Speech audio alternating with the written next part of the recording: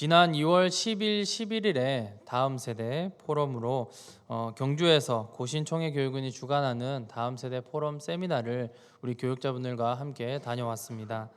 한국 교회가 급속도로 성장을 했지만 10여 년 전부터 정체와 쇠퇴기에 들어섰음을 인정하는 그런 세미나였습니다.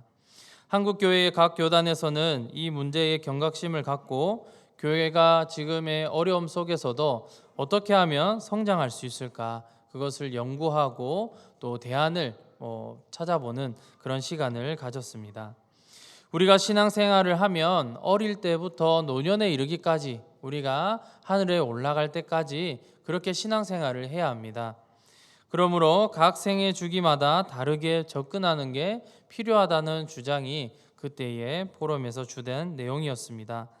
이와 관련하여서 교회는 한 비전을 가지고 공유하면서 그 비전을 이루려고 노력해야 된다는 그 말이 저는 세미나 가운데 인상이 깊었습니다. 대부분의 교회가 올 한 해의 표어나 주제를 정하지만 그대로 실천하지 않는 교회가 많습니다.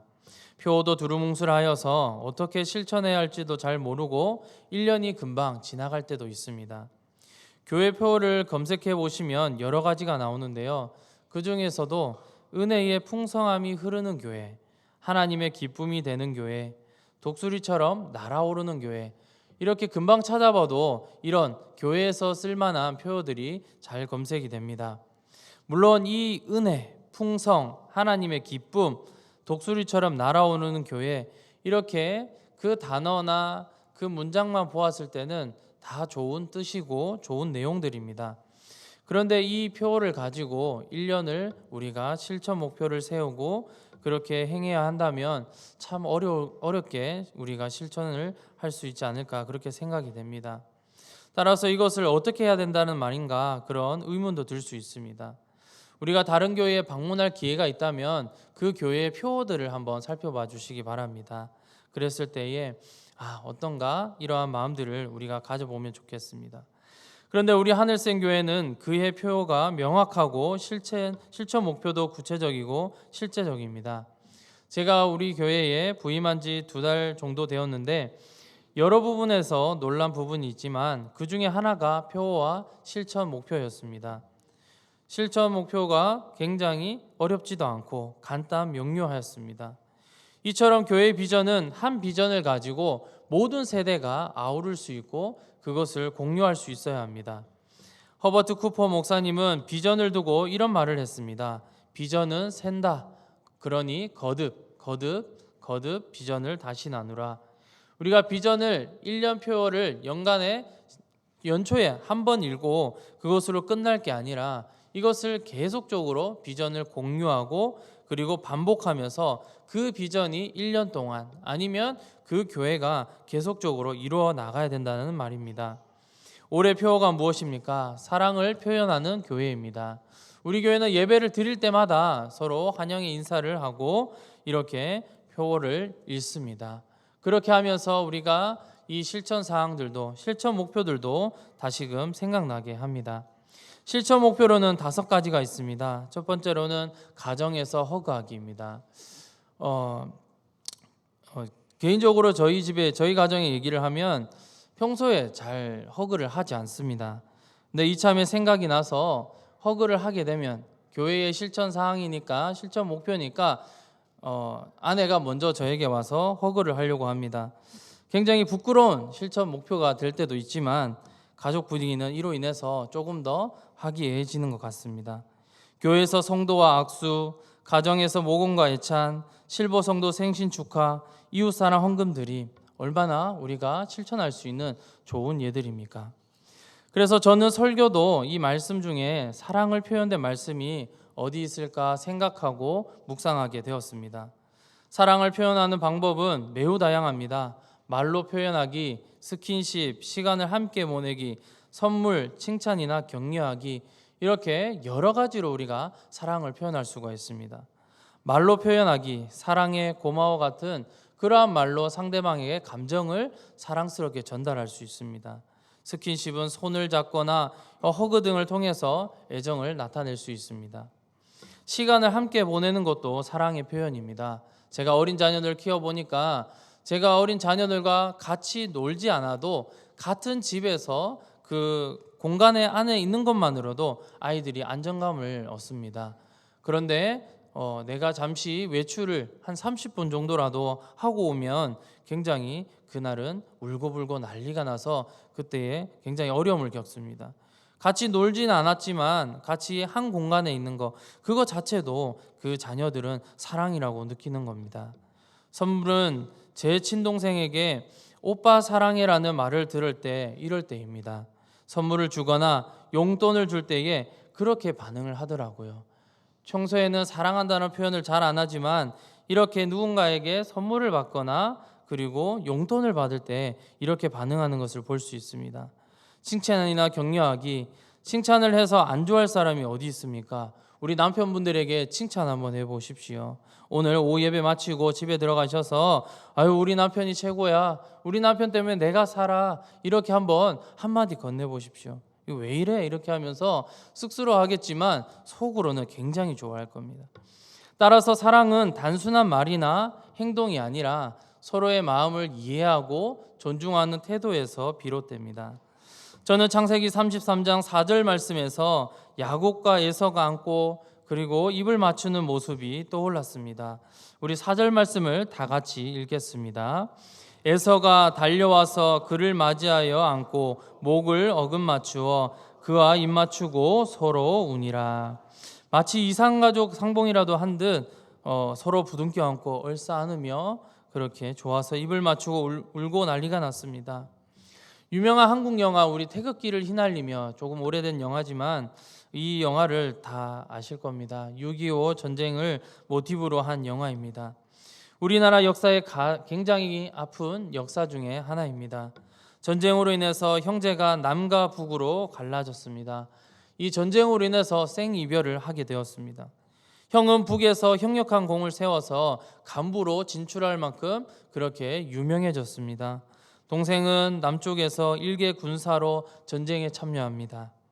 치열한 전쟁 중에서 오랜만에 만난 형제는 그들을 알아보고 부둥켜 안습니다. 그 전쟁과 이념을 잠시 내려두고 이 형제가 부둥켜 안으면서 잠시의 그런 담소를 나누는데 그때가 영화의 절정 부분입니다. 많은 관객들에게 감동을 주면서 이 부분에서 우리들이 많은 눈물을 흘렸습니다.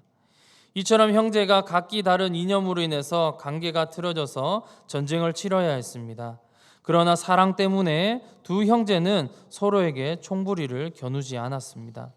가족, 사랑, 그리고 화해는 서로 뗄 수 없는 상호적인 관계 속에 있습니다. 가족 안에 사랑이 있지만 때로는 미움과 증오가 있습니다. 서로 멀어졌다가도 다시 화해하고 사랑 안으로 들어옵니다. 사랑을 표현하는 방법 중 하나는 오늘 말씀 제목처럼 화해입니다. 그게 가족입니다. 교회도 마찬가지입니다. 사랑의 공동체이기 때문에 사랑을 했다가 미워했다가 다시 화해했다가를 반복합니다. 중요한 것은 다시 사랑 안으로 들어와야 합니다. 그러므로 사랑을 표현하여서 화해의 결실을 맺어서 모두가 원만하고 화평한 공동체 속에 있기를 간절히 소망합니다. 오늘 말씀도 쌍둥이 형제가 오랜 세월 동안 미워하고 서로 남남으로 살다가 화해하며 사랑 안으로 들어오게 됩니다. 오늘 말씀은 결론 부분이지만 앞선 발단의 내용이 있습니다. 야곱이 쌍둥이 형 에서의 장자의 축복을 가로채고 몰래 도망을 간 지 20년이 흘렀습니다. 그러면서 고향으로 다시 돌아가게 되는데요. 창세기 31장 13절에 보시면 나는 베델의 하나님이라 내가 거기서 기둥에 기름을 붓고 거기서 내게 서원하였으니 지금 일어나 이곳을 떠나서 내 출생지로 돌아가라 하셨느니라. 하나님의 사자가 야곱의 꿈속에 나타나서 했던 말씀입니다. 형 에서를 피해서 외삼촌 라반의 밑에서 열심히 일했습니다.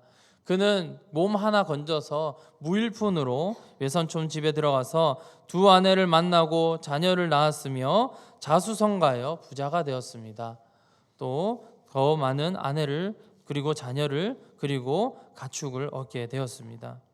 그러자 외삼촌 라반의 아들들은 부자가 된 야곱을 시기하였고 또 외삼촌 라반은 그를 괴롭혔습니다. 굉장히 서러운 인생이 되었습니다. 장자의 축복을 받고 집을 떠난 야곱에게는 고독한 인생, 서러운 인생의 스토리를 써내려갑니다. 승승장구할 것만 같았던 그의 인생이 초라해졌습니다. 인생이 어렵고 낙심하고 힘들어할 때에 하나님은 그때 야곱에게 나타나서 그를 위로하시고 다시 가나안으로 돌아가라고 말씀하십니다. 인간적으로 생각하면 모든 걸 접고 다시 고향으로 돌아가라 하면 돌아갈 수 있겠습니까? 서울에 상경하여서 무일푼으로 사업을 시작해서 번창하고 크게 사업을 이루었습니다. 그런데 누군가가 그걸 다 접고 다시 고향으로 내려가라고 하면 어느 누가 쉽게 내려갈 수 있겠습니까? 세상살이가 힘들고 어렵더라도 내가 지금까지 이룬 부와 명예, 그러한 권력들을 제쳐두고 다시 본향으로, 고향으로 돌아갈 수 없을 겁니다. 이때만 해도 야곱은 하나님이 야곱의 아픈 마음을 열심히 살아왔지만 이렇게 힘든 마음을 다독이고 위로하면서 야곱은 하나님 말씀에 순종하고자 합니다. 여호와의 사자가 그의 꿈속에 나타났다는 것은 이 야곱의 신앙도 점점 회복되는 것을 의미합니다. 하나님은 또 이렇게 말씀하십니다. 나는 베델의 하나님이라. 이렇게 자신을 지칭합니다. 베델은 지명의 이름입니다. 야곱이 장자의 축복을 가르치고 형 에서를 피해 하란으로 도망할 때 처음으로 하나님을 만난 곳입니다. 이곳은 야곱이 하나님을 인격적으로 경험한 장소였습니다. 하나님은 그때를 떠올리게 하십니다. 그가 믿음으로 하나님 앞으로 나아가게 되니까 하나님이 그를 위로하시고 다시금 돌아가라고 하면서 나는 베델의 하나님이다. 너가 인격적으로 만났던 그 하나님, 베델의 하나님이다. 하나님이 그때를 떠올리게 하십니다. 신앙의 기초가 되었던 그때, 내가 하나님을 인격적으로 만났던 그때를 상기하며 하나님 말씀에 순종함으로 이제 야곱은 이주를 하겠다라고 다짐을 합니다. 화해의 시작은 하나님을 만날 때 시작됩니다. 우리가 세상살이에 바빠 힘들게 살아갑니다. 과거에 내가 진짜 열심히 신앙생활을 했는데 하나님을 인격적으로 만났었는데 이런 말씀을 많이 하는 분들이 계십니다. 너무 열심히 살아도 문제입니다. 하나님이 말씀하시는 메시지를 놓치게 된다는 거죠. 야곱은 열심히 살다 보니 어느 순간에 이르니까 맥이 딱 풀리게 되었습니다. 가축을 이렇게 많이 길러서 뭐 하겠는가? 외삼촌이랑 그의 아들들이 와서 시비 걸고 다 자기 거라고 우기고 이제는 진절머리가 나서 내 모든 것을 내려놓고 나 돌아가고 싶어. 그런 생각이 들 때가 있었습니다. 바로 그때에 하나님을 만날 때입니다. 우리가 바닥을 친다고 할 때에 그때 하나님께로 나아가야 합니다. 하나님을 만나보십시오. 하나님이 그 속에서 우리에게 다른 길을 열어주시고 하나님이 원하시는 길로 열어주시는 하나님의 방법이 보이게 될 것입니다. 이어서 야곱은 대단한 결심을 하고 가나안 땅으로 돌아갑니다. 그런데 마음에 걸리는 게 한 가지 있습니다. 바로 형 에서입니다. 형을 속이고 장자권을 빼앗아 달아났기 때문에 형에게 용서를 구해야 합니다. 평소에 장깨가 많아서 웬만한 일이면 야곱의 손에서 해결이 되었습니다. 어렵고 힘들고 또 괴롭히고 한다 할지라도 꾀를 내어서 그거를 잘 해결했던 야곱입니다. 아니나 다를까 자신의 장깨를 자신의 형에게 부려보지만 먹히질 않습니다. 원래 가족은 다 압니다. 가족에게 속이려고 해보십시오. 그 속이려고 하는 것들이 더 들통나기가 쉽습니다. 특히 어린 시절 야곱에게 수차례 당했던 터라 에서는 야곱의 어떠한 말에도 흔들리지 않을 거라는 마음의 단단함이 있었던 모양입니다. 이때만 해도 야곱은 진심 어린 마음으로 형 에서의 마음을 어떻게 하면 달래줄까 하기보다는 어떻게 하면 이 지금의 상황의 위기를 모면할 수 있을까, 무사히 넘어갈 수 있을까에 대해 고민했을 것입니다. 가족이니까 좀 더 배려하기보다는 받아준다면 서로 해끼치지 않고 내가 형님에게 손해를 끼치지 않고 조용히 살아가겠다라는 그런 마음도 들었을 겁니다. 이처럼 가족끼리 서로 상처를 주고 입히고 그 갈등이 생겼다가 사라지는 등 다양한 일들이 가족 안에서 벌어집니다. 이런 일이 반복되면 그 사람의 상한 마음을 감싸주고 달래기보다는 어떻습니까? 가족이니까 그 마음을 감싸주기보다는 덮어두고 그것을 그냥 외면해버리고, 또 이 분쟁이 일어나게 되면 또 서로 화내고 서로 분노하기 싫으니까 그냥 아예 만나지 않는 그런 상황까지 이르게 됩니다. 소위 시끄러워지는 게 싫어서 이 상황이 그냥 지나갔으면 좋겠다라는 마음으로 그 방법들을, 대안들을 구하지 않는다라는 것이죠. 화해는 진실된 마음을 전하는 사랑 표현입니다. 하나님은 이때에 또다시 야곱을 찾아오셨습니다. 하나님은 야곱을 잘 알고 계셨습니다. 장깨를 부려서 자신의 이익을 채우며 뭐 하나 잡으면 끝까지 뿌리 뽑고 마는 그러한 집요한 성격을 잘 알고 있었습니다. 그리고 복이라고 하면 누구보다도 더 앞장서고 누구보다도 더 받으려고 했던 사람이 야곱입니다. 우선 하나님의 사자는 씨름을 하는 척 하다가 장깨를 부리는 야곱의 한도 뼈를 부러뜨렸습니다. 너의 생각, 너의 힘으로 이 세상을 살아가려 하지 말고 나의 생각, 나의 뜻대로 나를 믿고 신뢰하며 살아갈 수 있는지에 대한 시험이었습니다. 그날은 꿈으로 찾아오신 게 아니었습니다. 실제로 야곱은 그날 이후에 자신의 다리를 절게 되었습니다. 야곱은 육체적인 고통을 호소하는 가운데서도 하나님의 복을 구하기 위해 끝까지 부여잡았습니다. 하나님의 사자는 그의 한도뼈를 내리친 다음에 그의 이름을 물었습니다. 예, 하나님, 제 이름은 야곱입니다. 저는 형의 뒤꿈치를 잡고 태어난 자입니다. 저는 남을 속인 자입니다. 저는 형을 속이고 도망을 가고 외삼촌을 속여서 나의 부를 이루었습니다.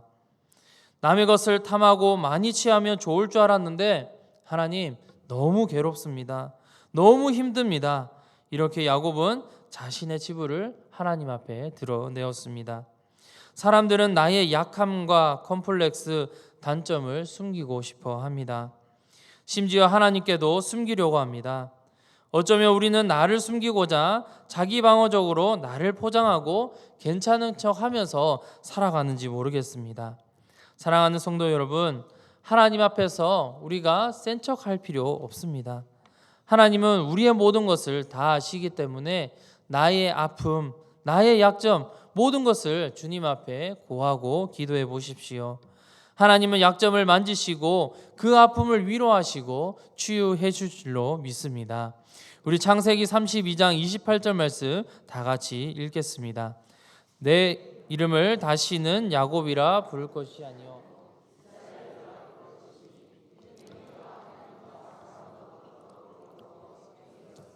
아멘.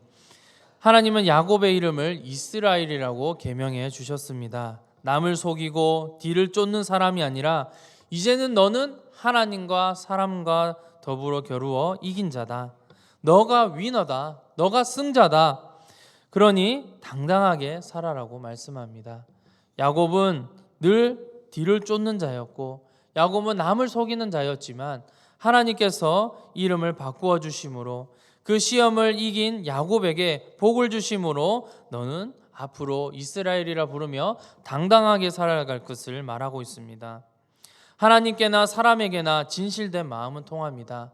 야곱이 그때서야 하나님 앞에서 진실된 마음으로 전하였을 때에 하나님이 복을 주신 것처럼 그러한 것들이 진실될 때에 그 마음들이 전해지는 겁니다. 꼭 사랑을 표현하는 어떤 선물, 말, 제스처보다 어설프지만 떨리고 진실된 마음이 최고입니다. 하나님 앞에서나 사람에게서나 진실되게 살아갑시다. 사람과 관계 속에서 어려움을 겪는다면 진실함이 어느 순간에 발하여 그 어려움으로부터 벗어나게 할 줄로 믿습니다. 저도 이러한 일을 겪을 때가 있었습니다. 인간관계가 어려울 때에 다른 사람들이 나에 대해서 안 좋은 소문을 내고 또 잘못된 그러한 소문들이 돌 때에 그런 일들을 당하다 보니까 이것을 찾아다니면서 해명하기보다는 나는 그런 사람이 아니야. 나는 하나님 앞에서 신실했고 나는 그렇게 순수한 마음으로 살아가고 있어. 이런 마음으로 가지고 그러한 행동을 했더니 그러한 말들이 사라지고 진실이 드러나는 때에 그 일들이 다 해결되는 것을 경험하게 되었습니다. 우리가 하나님이나 또 사람에게 있어서 진실된 표현이 이루어질 때에 그것이 통하게 되며 그 통함을 통하여서 하나님께서 주시는 그 기적들을 경험하시기를 바랍니다. 우리 다 같이 33장 1절 부분을 읽겠습니다. 야곱이 눈을 들어 보니 에서가 400명의 장정을 거느리고 오고 있는지라. 네. 네. 야곱은 꿈만 같은 밤의 일이 지나고 아침이 왔습니다. 그리고 다시 현실로 돌아왔습니다. 눈을 들어보니 형 에서가 장정 400명을 거느리고 오고 있습니다. 덩치 좋은 어른 10명만 있어도 굉장한 위협감을 느끼는데 400명의 장정이 나 하나 잡으려고 온다라고 생각해 보십시오. 그때 야곱은 32장 7절을 보시면 심히 두렵고 답답하다라고 이렇게 표현하고 있습니다. 그는 자신의 고향으로 보내시는 그 하나님의 말씀에 순종하여서 결심했습니다. 한돛뼈를 쳤지만 하나님께 복을 받아서 이스라엘이라는 이름으로 이제는 당당하게 살아가려고 합니다. 그런데 현실은 어떻습니까? 내가 원하는 상황으로 바뀌지 않습니다. 내가 하나님 앞에 말씀으로 하나님 앞에 순종하겠다라고 다짐을 하고 내가 진실된 마음으로 하나님께 기도하고 앞으로 사람들에게 진실되게 살아가겠습니다. 그렇게 다짐을 했지만 환경이 싹 바뀌지 않는다는 거죠. 현실은 그대로입니다. 형 에서의 마음이 녹아져서 나를 찾아와서 그래 화해하자, 이제 너를 내가 내 마음으로 받아들일게, 이런 것들이 있어야 되는데 그렇지 않다라는 겁니다. 형 에서의 마음이 녹록지 않다는 게 매우 두렵고 지금 무섭습니다.